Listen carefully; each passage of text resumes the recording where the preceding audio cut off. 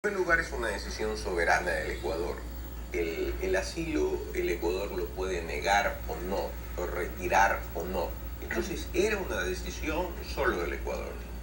En segundo lugar, todas esas violaciones que el señor Assange realizó a las convenciones del asilo. Es decir, debería escribirse un libro del caso Assange, porque antes había o se tomaba de ejemplo el caso de Raúl Haya de la Torre en el proceso del asilo.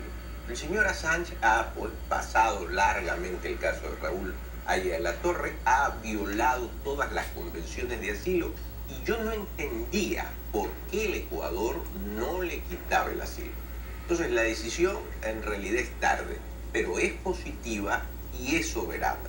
Y es una buena noticia para que se enteren que el Ecuador es un país soberano y que no deja que violen las normas del derecho internacional dentro de la embajada. Sumándome un poco a lo que decía Liz, cuando se dio el argumento al señor Assange, se decía porque estaba en peligro su vida, ¿no? Argumentando de que podía ser víctima de tortura, incluso de la pena de muerte en otro país. Ahora escuchamos al presidente decir que tienen por escrito que Gran Bretaña se compromete a que esto no va a pasar, no van a dejar que él sea extraditado. ¿Esto quizá podría ser lo que estaba faltando, que se haga este compromiso por escrito? Digamos, se decía que era una violación de derechos humanos cuando el que violaba todos los derechos era el señor Assange dentro de la embajada. Sí oí que el presidente de la República ha indicado que Inglaterra se ha comprometido a no dar un inicio de un proceso de extradición, lo cual me parece positivo y creo que el señor Assange lo que tiene que hacer es responder por los delitos. Nunca se le debió haber concedido el asilo porque él no era un perseguido político. Él tenía una serie de delitos, tales así que el asilo nunca dura mucho tiempo. Y ha durado todo este tiempo por esos delitos que él tiene que enfrentar. Pero en el caso de él no solo fue haberle concedido el asilo, sino en su momento también nacionalizarlo como ecuatoriano. Claro, es que se debería, por eso decía, escribir un libro de los errores realizados. La señora Espinosa le concede el más alto honor que se le puede dar a un extranjero, que es el darle la carta de naturalización.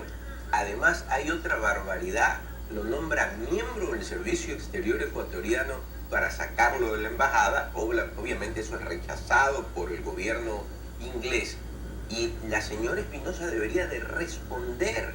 Y tengo entendido incluso que hay un juicio político que duerme el sueño eterno en la Asamblea Nacional por estas barbaridades que hizo la señora Espinosa. Y ahora también algo muy preocupante que se le dio a conocer hace pocos momentos en una rueda de prensa donde la ministra del Interior indicaba también lo que habían descubierto, varios viajes que había realizado, inclusive con el ex canciller Ricardo Patiño, un último viaje a Venezuela. Son varias noticias que se van dando en estos últimos minutos y que se siguen sumando a la serie de novedades. Sí. Se habla de un proceso de desestabilización mediante gente de la Fundación Wikileaks acá en Ecuador y de hackers rusos, se habla incluso.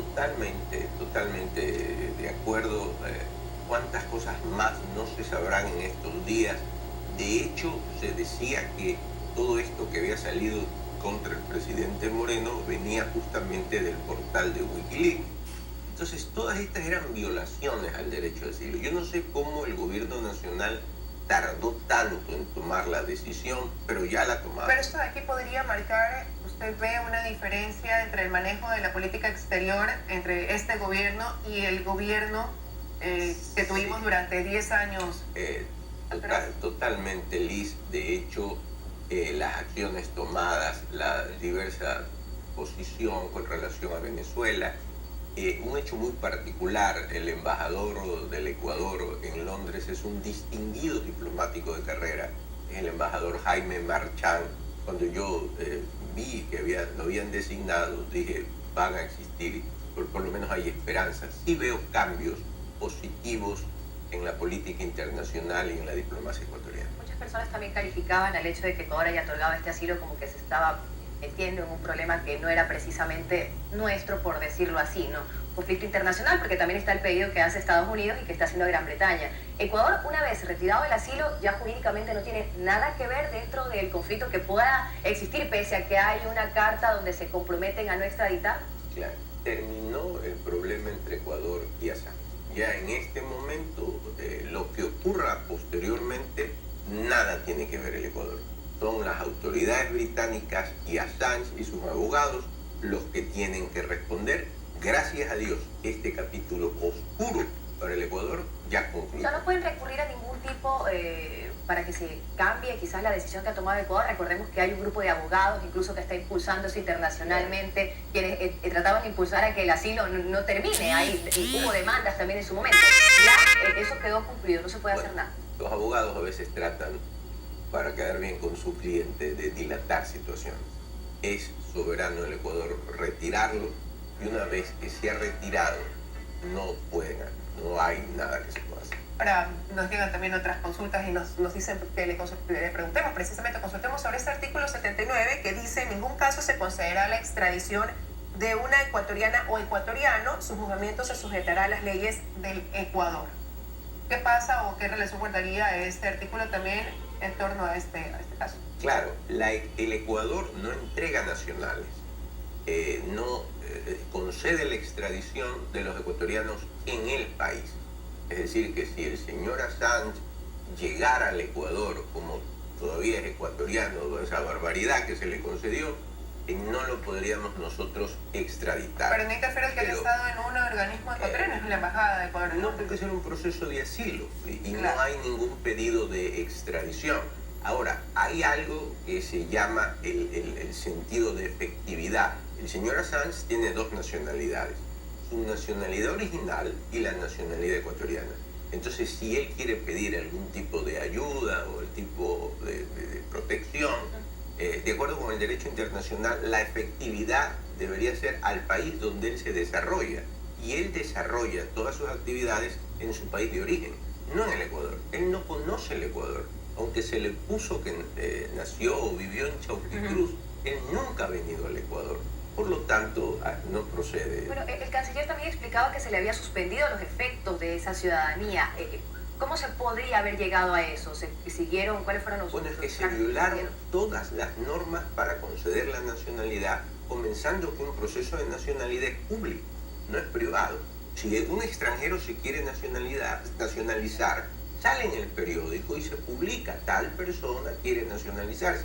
¿Hay alguien que no pueda demostrar algo lo contrario? Es decir, es un proceso público, no privado. Y por otro lado se mintió. El señor Assange nunca vivió en Chauquicruz.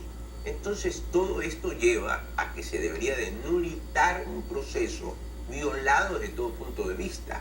Por eso hay un juicio político en la Asamblea Nacional en contra de la señora Espinosa. Pero eso sucedió, lo que usted acaba de mencionar, ya hace meses atrás. Y después de eso, de ese suceso, hubo una serie de comportamientos groseros, por ponerlo de alguna manera, de parte de este fundador de Wikileaks, de este señor Assange, que igual llevaban a que los ecuatorianos, aunque no entendiéramos la decisión tardía del gobierno en su momento, como usted dice, ya se la tomó. Entonces, ahora había una preocupación. ¿Qué hubiera pasado si esto se demoraba más en la relación de Ecuador con, por ejemplo, con países como Gran Bretaña? ¿Se hubiera podido ver afectada en algún momento esa relación? Más que nada, tener un problema con Gran Bretaña que fue absurdo. Y le explico por qué. Gran Bretaña, al conocer que se le iba a conceder el asilo, hizo a su vez conocer ellos a la Embajada del Ecuador que no les iba a conceder el salvoconducto. Uno se puede asilar, le pueden conceder el asilo, pero sin el salvoconducto no iba a poder salir de la embajada. Entonces eso se llamó una crónica de una muerte anunciada, recordando el famoso libro de Gabriel García Márquez, porque Inglaterra le dijo: este señor no es perseguido político, él debe de responder, porque tenía que presentarse semanalmente a las autoridades en Londres, y si ustedes le otorgan el asilo, no le vamos a dar el salvoconducto. Inglaterra cumplió. En todo este tiempo no lo podían sacar porque no había el salvoconducto. Entonces yo creo que fue un error de parte del Ecuador haberle concedido. También quisiera entender diplomáticamente lo grave de las acusaciones que no se hacen, ¿no? Porque se dice que hay una persona bastante cercana que estaba viviendo en la embajada, que desde allí se estaban haciendo filtraciones. ¿Qué tan graves son estas acusaciones o en qué delitos habría incurrido si de esto ser cierto? Son terribles. La embajada es territorio del Estado por una ficción legal basado en convenios internacionales. Entonces, ¿cómo es posible que se utilice la embajada para hacer todas estas filtraciones? que se utilice la embajada para recibir personas que van a conspirar contra otros estados, amigos del Ecuador. Eso era inadmisible. Cualquier estado le hubiera cancelado el asilo hace mucho tiempo.